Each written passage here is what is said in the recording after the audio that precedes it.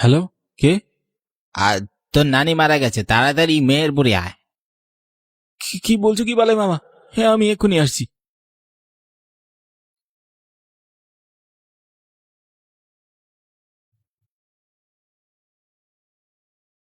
এখন রাত আনুমানিক 12টা বাজে। এই রাতের বেলা মামার ফোন পেয়ে নানির মৃত্যুর খবর পাই। মনটা আমার বিষণ্ণতায় ভরে যায়। নানি আমাকে প্রচন্ড ভালোবাসতো। আমার নাম সুরেশ সেন। হরিপুর গ্রামে থাকি। আপন বলতে এ পৃথিবীতে আমার কেউ নেই। মা গত বছর মারা গেছে। বাবা তো সেই ছোটবেলায় আকাশের তারা হয়ে গেছে। আমি নানার বাড়িতে 3 মাস থেকেছি। পরে নিজের বাড়িতে এসে বাবার রেখে যাওয়া জমিতে চাষ করতে শুরু করি। একা জীবন ভালোই কেটে যায়, কিন্তু হঠাৎ নানির মৃত্যুর খবর শুনে এক নজর দেখার জন্য আমি রাতের বেলায় রওনা হই মেহেরপুরের উদ্দেশ্যে।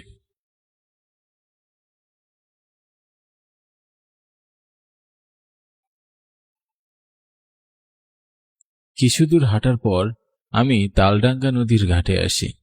এই নদী পার হয়ে আমাকে মেহেরপুর যেতে হবে। দাদা, ওপারে নামিয়ে দিবেন? ভাড়া বাড়াইয়া দিলে উঠতে পারেন। আমি ভাড়া বাড়িয়ে দিব। উইঠা পড়েন।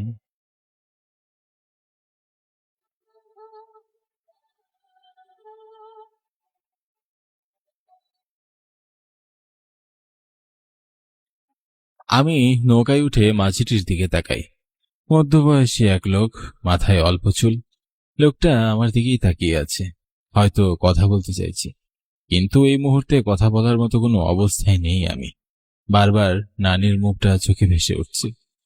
মাঝিটি থমথমে গলায় আমাকে জিজ্ঞাসা করে, এত রাতে নদীর ওই পারে কেন যাইবেন? আজ রাতে আমার নানি মারা গেছে, তাই নদী পার হয়ে মেহেরপুর যেতে হবে। ও, তাইলে তো যাওয়াটা জরুরি। তাই নদীর ওই পারে রাইতের বেলা মাইনছে খুব কম যায়। তাহলে আপনি কেন রাতের বেলা নৌকা নিয়ে বসে আছেন, যাত্রী না থাকলে?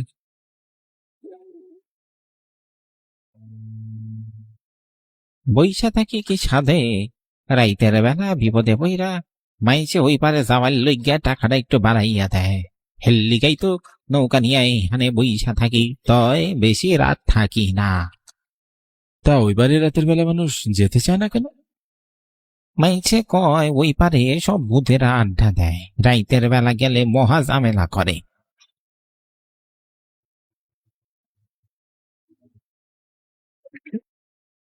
তাছাড়া শুনেছি কিছুদিন আগে একজন মানুষ মারা গেছে, তারপর থেকে ওই পারে কেউ সহজে যাইতে চায় না। আমি তোমার নামাইয়া দিয়াই চইলা আসবো বাপু। ঠিক আছে দাদা। মাঝির কথায় আমার কপালে চিন্তার ভাঁজ পড়লেও ব্যাপারটা নিয়ে খুব বেশি ভাবছি না। আমার দ্রুত নানার বাড়ি যেতে হবে। নিস্তব্ধ অন্ধকার রাত, নদীর পানির ছলছল শব্দে বুকের ভেতরটা অজানা এক ভয়ের চমক দিচ্ছে। আমি ঠিকঠাক ভাবে পৌঁছাতে পারবো তো? বারবার মনে হচ্ছে এ কথা। রাতের বেলা সচরাচর বের হওয়া হয় না, কিন্তু আজ না গিয়েও উপায় নেই। নানিকে আমার শেষ দেখা দেখতেই হবে।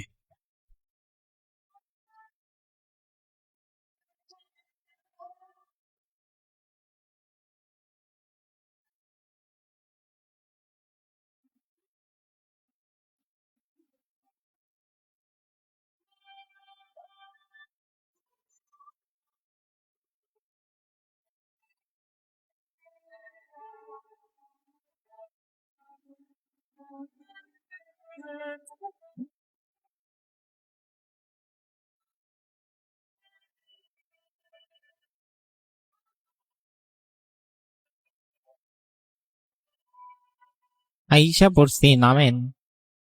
মাঝির কথায় আমার আনমনা মন ভেঙে যায়। তাকিয়ে দেখি নৌকা নদীর পাড়ে চলে এসেছে।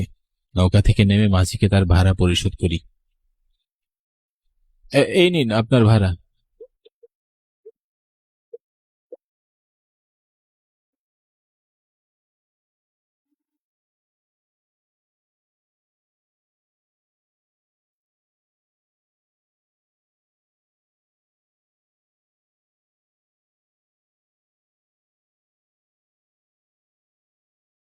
মাঝি ভাড়াটা নিয়ে চলে যায়। আমি রাস্তা দিয়ে হাঁটতে থাকি। ঝিঝি পোকাদের ঝিঝি শব্দ ছাড়া আর কোথাও কোনো সারা শব্দ নেই। মেহেরপুরের এই রাস্তায় আগে প্রায় আসা হতো। আমার ছোটবেলা এই মেহেরপুরে কেটেছে। আমার বাবা মারা যাওয়ার পর মা বেশিরভাগ সময় নানির বাড়ি এসে থেকেছে।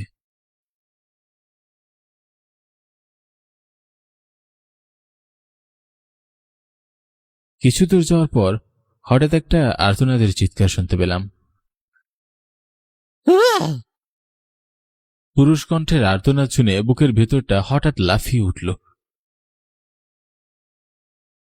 ভয়। আমি কিছুটা এগিয়ে গিয়ে দেখলাম রাস্তার মাঝখানে একটা লোক রক্তাক্ত অবস্থায় পড়ে আছে। তার গলা থেকে তাজা রক্ত ঝরে পড়ছে। আমি দৌড়ে লোকটার কাছে গেলাম।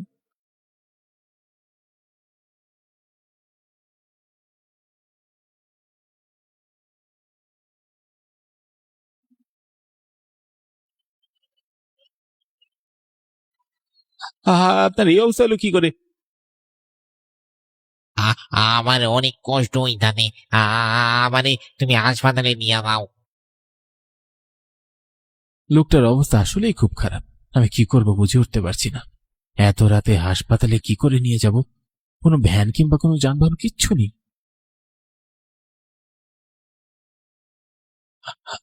আমি কি করে আপনাকে হাসপাতালে নেব বলুন?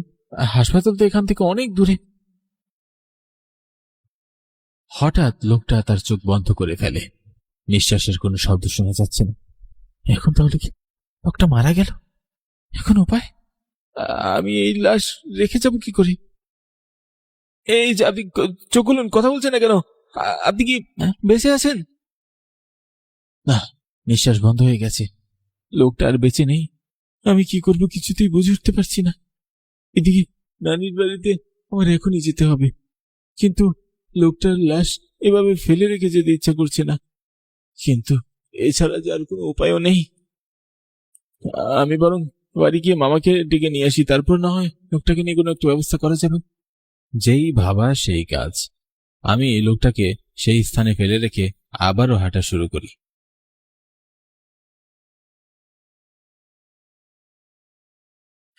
প্রচন্ড ভয় হচ্ছে। এমন একটা ঘটনা ঘটবে কল্পনাও করতে পারিনি। ভয়ে হাত পা শক্ত হয়ে আসছে।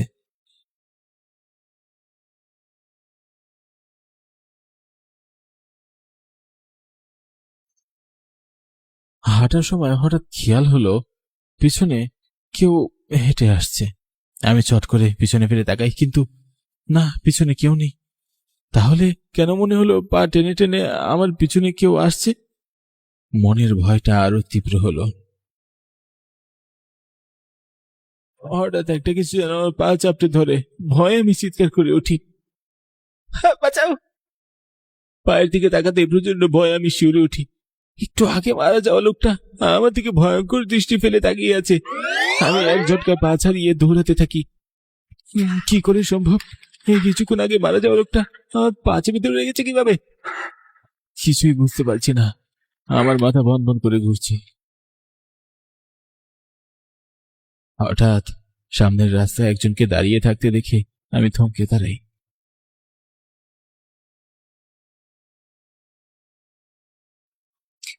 এই লোকটা আবার কি? তার কাছে কি সাহায্য চাইবো? আমি হাঁপাতে হাঁপাতে লোকটার কাছে গিয়ে তার কাঁধ স্পর্শ করি।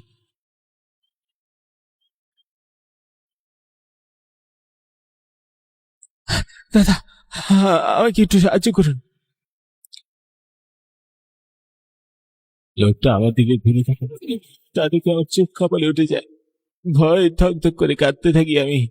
এ তো সেই মৃত লোক যে কিছুক্ষণ আগে আমার পা চেপে ধরে রেখেছিল। তোরে সাহায্য করবো? তুই কি আমার সাহায্য করছিলি? আপনি কি চান? কেন আমাকে ভয় দেখাচ্ছেন?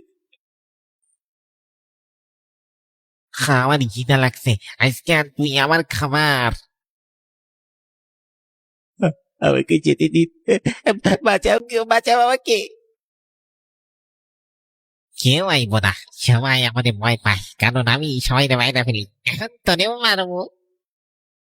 ভয়ঙ্কর চেহারার এই অশরীরটি মুহূর্তে তার দাঁড়ালো নখ দিয়ে আবার গলা চেপে ধরে।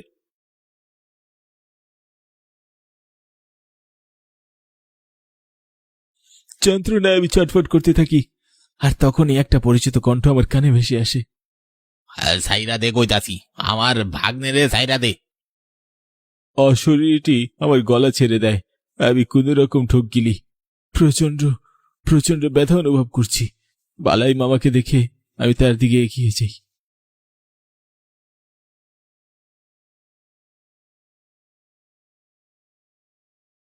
সুরেশ, তুই ঠিক আছিস? হ্যাঁ, হ্যাঁ মামা। এইটা তোর ভাগ্নে? হ্যাঁ, কিন্তু কানাই, তুই আর কতদিন এবার মানুষের ক্ষতি করবি বলতো? মানুষ বুঝি আমার ক্ষতি করে নাই, তুই তো সব জানোস। জানি, সেদিন রাতে তুই ছিনতাইকারীদের হাতে জখম হয়েছিলি, কিন্তু ওই গ্রামের কেউই সেদিন তোর চিৎকারে সাড়া দেয়নি। তাইলে তাহলে সেই মানুষগুলারে কেমনে আমি ছাড়বো? সেই দিন রাতে ও অনেকে এই রাস্তা দিয়ে হাঁটতে গেছে, আমার এই রক্তাক্ত অবস্থায় নেই খাও হাসপাতালে নিয়ে যায়নি, তাহলে আমি কি করে ওইদের ছেড়ে দেবো ক? সেদিন রাতে আমি যদি থাকতাম তাহলে অবশ্যই তোকে আমি হসপিটালে নিয়ে যেতাম, কিন্তু সেদিন শহরে গিয়েছি কাজে। তুই তো এখনো জীবিত আছিস, কিন্তু তোর বাইকনে ওরে আমি মেরে ফেলবো, ও আমার সাহায্য করে নাই। আমার নানি মারা গেছে, আর আমি একা আপনাকে কি করে হাসপাতালে নিয়ে যেতাম। তাই ভেবেছি বাড়ি গিয়ে মামাকে সাথে নিয়ে আপনার কাছে এখানে আসবো আর আপনাকে সাহায্য করব। আমার ভাগ্নে আমার মতোই, সে কখনো ইচ্ছা করে কারো ক্ষতি করে না, বোঝ ব্যাপারটা। ছেড়ে দিলাম তোরে, কিন্তু এই গ্রামের অন্যদের আমি কখনোই ছাড়বো না। আমারে দেখা কেউ সাহায্য করে নাই, আমি সবাই মাইরা ফেলবো।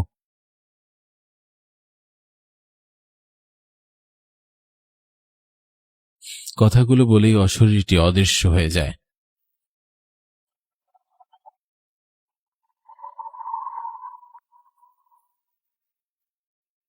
মামা, তুমি ওকে চেনো?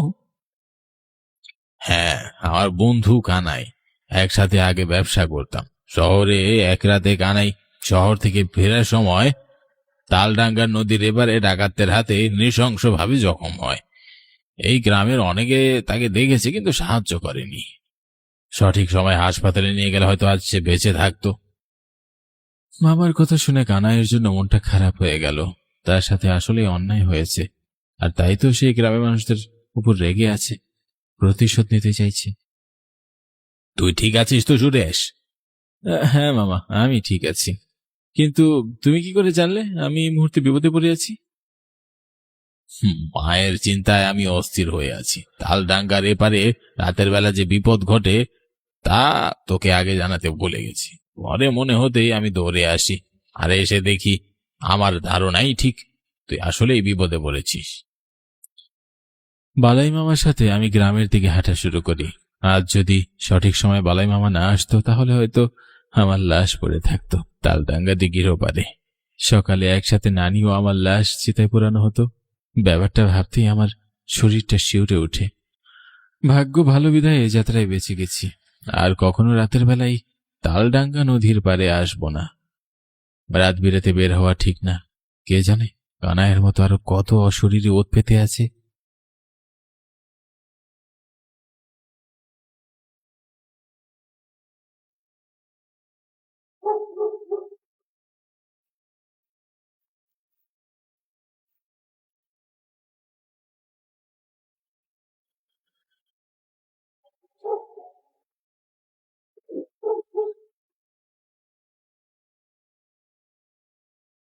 আজ 3 দিন যাবৎ মুষলধারে বৃষ্টি হচ্ছে।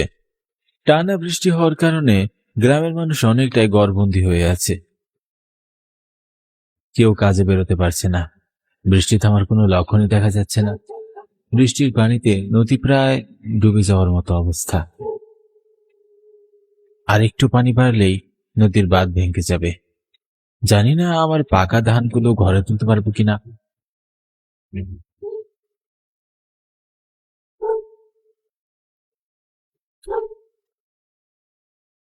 হ্যাঁ গো, আজ এতদিন যাবৎ টানা বৃষ্টি হচ্ছে। নদীতে আর একটু পানি বাড়লে তো বাঁধ ভেঙে যাবে। বলছি, তুমি একটু গিয়ে দেখে আসো না, আমাদের ফসলের জমিটা কি অবস্থায় আছে। এখন এই ভোর সন্ধ্যা বেলা আমি একা একা বাঁধের কাছে যাব? তাছাড়া আর উপায় কি বলো?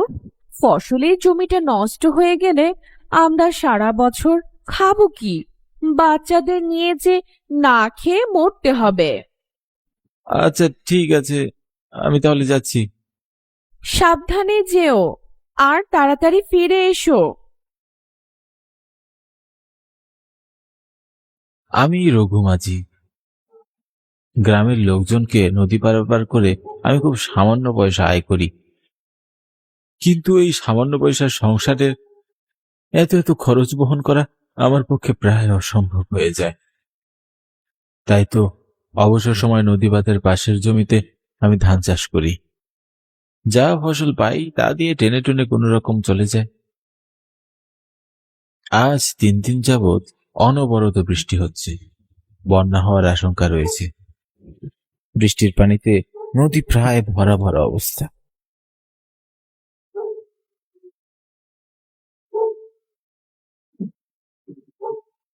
নদীর বাঁধ নিয়ে খুব দুশ্চিন্তায় আছি।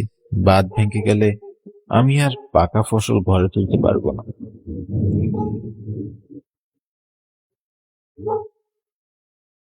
আমি আমার ফসলের জমিতে এসে ভীষণ চমকে উঠলাম। মনে হচ্ছিল আমার মাথায় বাজ পড়েছে, পায়ের নিচের মাটি সরে যাচ্ছে, আমি একেবারে শেষ হয়ে যাচ্ছি। হায় হায়, এই কি সর্বনাশ হলো আমার! নদীর বাঁধ ভেঙে আমার ফসলের জমিতে পানি উঠেছে। এখন কি করবো আমি? আমার ক্ষেত মারা পাকা ফসল সব নষ্ট হয়ে যাচ্ছে। মুহূর্তের মধ্যে আমার চোখের সামনে আমার আশা ভরসা সব শেষ হয়ে যাচ্ছে। আমি নিঃস্ব হয়ে যাচ্ছি। নিজের চোখে সর্বনাশ হতে দেখে আমি আর সহ্য করতে পারছি না। আমি কি করব কিছুই বুঝে উঠতে পারছি না। আশেপাশে তাকিয়ে কাউকেই দেখতে পেলাম না। তাই এক প্রকার বাধ্য হয়ে নিজের নদীর বাঁধ মেরামত করার চেষ্টায় লেগে পড়লাম। চারিদিকে ঘুটঘুটে অন্ধকার, মাঝে মাঝে আকাশে বিজলি চমকাচ্ছে। এমন নির্জন অন্ধকার বৃষ্টিতে আমি একা একা বাঁধ মেরামত করছি। ভয়ে আমার গলা শুকিয়ে যাচ্ছে। কিছুক্ষণ পরপর শরীর ঘামে ঝরে পড়ছে। পানির অনেক স্রোত ছিল, খুব প্রবল আকারে ভাঙ্গা অংশ দিয়ে পানি বের হচ্ছে। শত চেষ্টা করেও আমি কিছুতেই বাঁধ মেরামত করতে পারছি না।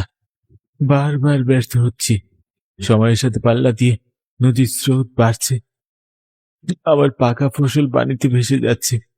একা হাতে নদীর এই ভাঙ্গা বাঁধ মেরামত করা আমার সাধ্য নয়।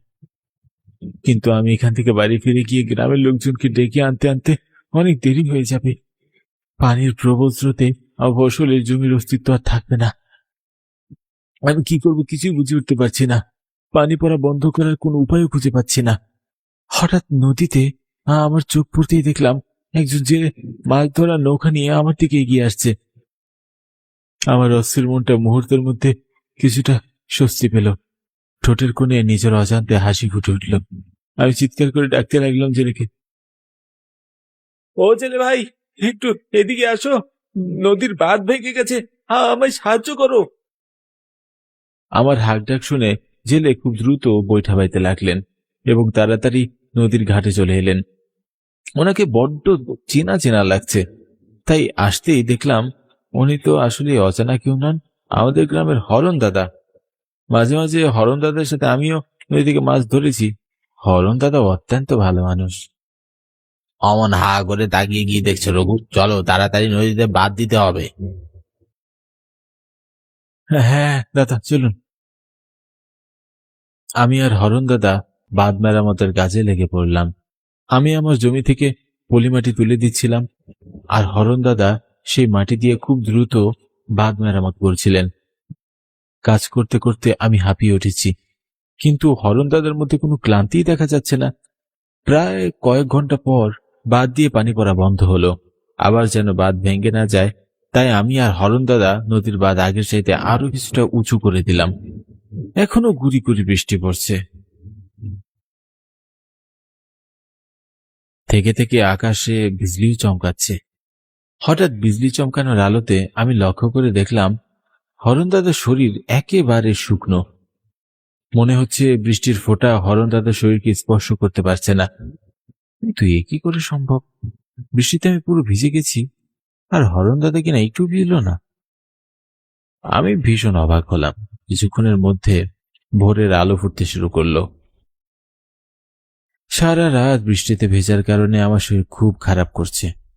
ঠান্ডায় আমি রীতিমতো কাঁপছি। তাই হরণ দাদাকে বললাম, সারা রাত আমার জন্য আপনি অনেক কষ্ট করলেন দাদা, চলুন এখন বাড়ি ফিরে যাই। আমি যাব না, তুমি যাও রঘু।